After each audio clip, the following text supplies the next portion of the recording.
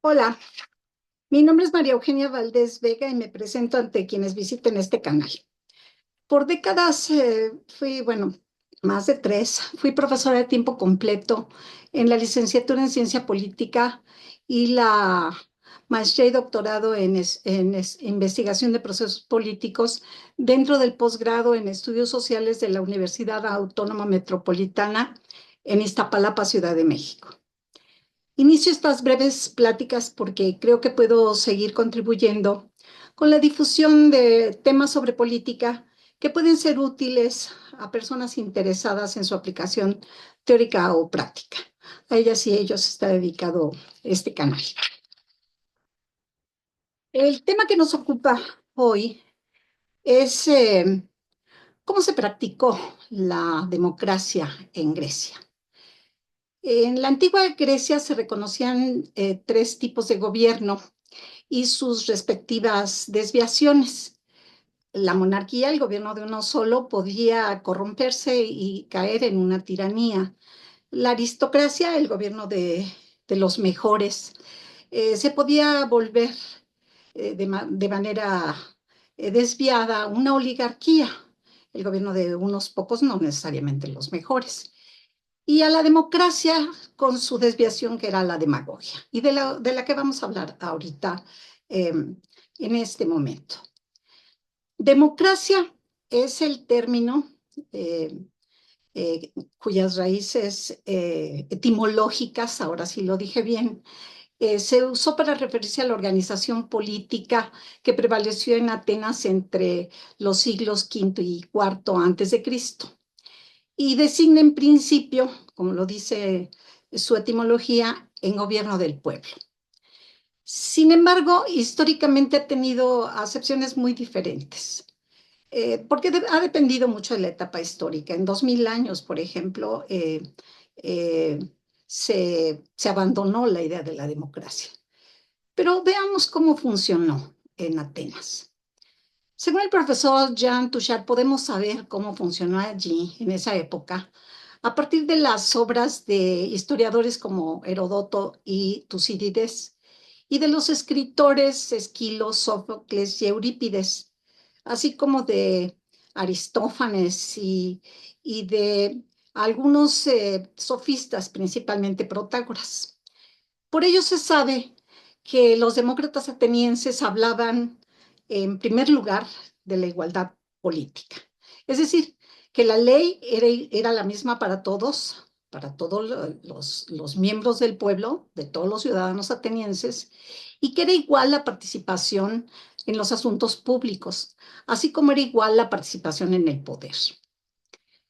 Adoptaron también algunas medidas de igualdad social, o sea, no nada más igualdad política, como la mistoforia, así le llamaban, a unas indemnizaciones que estaban destinadas a favorecer la participación en la vida pública, o sea que no eran para todos, eran para los ciudadanos, principalmente ciudadanos que no eran tan ricos y que necesitaban de estas indemnizaciones, y algunas acciones de asistencia pública a los indigentes, eso sí, no ciudadanos también.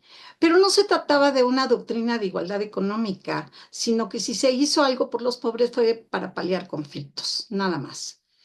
Tampoco los sistemas fiscales, o sea, de recaudación de impuestos, correspondían a un espíritu igualitario, sino a la idea totalmente diferente de que el ciudadano más favorecido estaba más en deuda con la ciudad, el Estado de entonces, la polis, y entonces la democracia tomaba en consideración ante todo el interés global y la salud del conjunto de la organización política, por lo cual se pedía a los ricos que no regatearan los pagos que tenían que hacer para sostener a la ciudad, al Estado.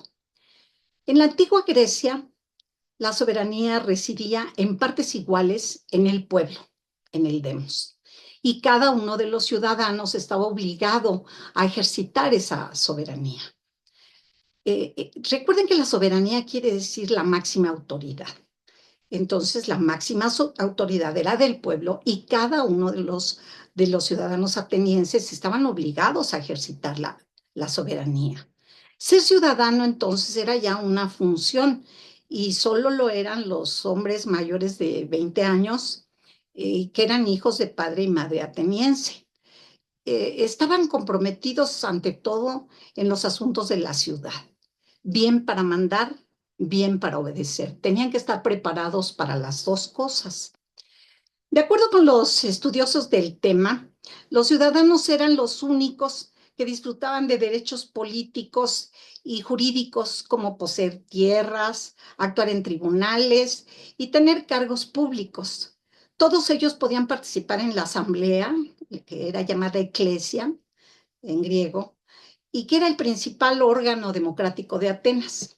La asamblea se reunía al menos una vez al mes, a veces hasta dos veces al mes, y eh, se reunía en una colina en la que podían caber unos 6,000 ciudadanos y cualquiera de ellos podía participar y votar las decisiones solamente levantando la mano. La decisión de la mayoría se imponía. En la asamblea había debates y se tomaban decisiones sobre muchos temas: cómo recaudar o gastar fondos, quiénes serían magistrados, cómo organizar y mantener el abasto de alimentos, si firmar o no firmar tratados. Se trataban asuntos militares y legislativos, así como juicios políticos, donde se votaba para expulsar de Atenas a cualquiera que se hubiera vuelto demasiado poderoso o peligroso para la ciudad.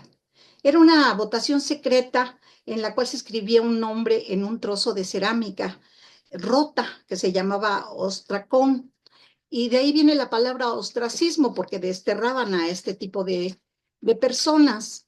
Eh, el, el, había 9 presidentes que eran el poder ejecutivo, pero que estaba nombrado por la asamblea, elegido por la asamblea. Eh, Se elegían por sorteo y ocupaban el cargo una sola vez, y eran los encargados de organizar los procedimientos y de evaluar las votaciones. La libertad de expresión era un elemento muy importante en los debates y para los ciudadanos era el privilegio más valorado. La asamblea también velaba por el cumplimiento de las decisiones y por el correcto desempeño de las tareas de los funcionarios. De este modo, la Asamblea del Pueblo, y solo ella, era omnipotente por dos razones. Primero, porque el poder estaba en sus manos, y después porque ningún cuerpo intermedio equilibraba su poder. El poder ejecutivo no servía de manera alguna de contrapeso debido a la rotación acelerada de los magistrados, cambiaban muy frecuentemente, y a la debilidad producida porque los funcionarios trabajaban colegiadamente, es decir, de manera colectiva. La preocupación esencial parecía ser defender al régimen contra la influencia particular de un individuo o de una camarilla. El profesor Touchard afirma que la democracia ateniense declinó en el siglo IV a consecuencia del predominio de los órganos de control sobre los órganos de autoridad. Pero otros críticos de la democracia griega, de la democracia ateniense, como Tucídides y Aristófanes, señalaban que un pequeño grupo de los más ricos e influyentes podían dominar los procedimientos. Además que el demos, el pueblo, el conjunto de los ciudadanos atenienses, podía dejarse llevar por emociones o carecer de los conocimientos necesarios para tomar decisiones informadas y ser influenciados por un buen orador o por los líderes populares, que eran llamados demagogos. Y sin duda también tuvo que ver la derrota de Atenas frente a Esparta en la guerra del Peloponeso. Esa fue una cuestión objetiva muy importante. En todo caso, la democracia ateniense tuvo dos hechos que se convirtieron en ideales para el futuro político de la humanidad. Uno, que cualquier ciudadano pudiera ser magistrado, porque el sorteo se consideraba el mejor medio para mantener la estricta igualdad de oportunidades, de posibilidades. Y dos, que la soberanía, esto es la máxima autoridad, residiera en el pueblo y no se pudiera delegar jamás. Esos, y tal vez la libertad de expresión, eh, yo creo que perduraron como ideales en la vida política de la humanidad en Occidente y yo creo que en el mundo. Muchas gracias.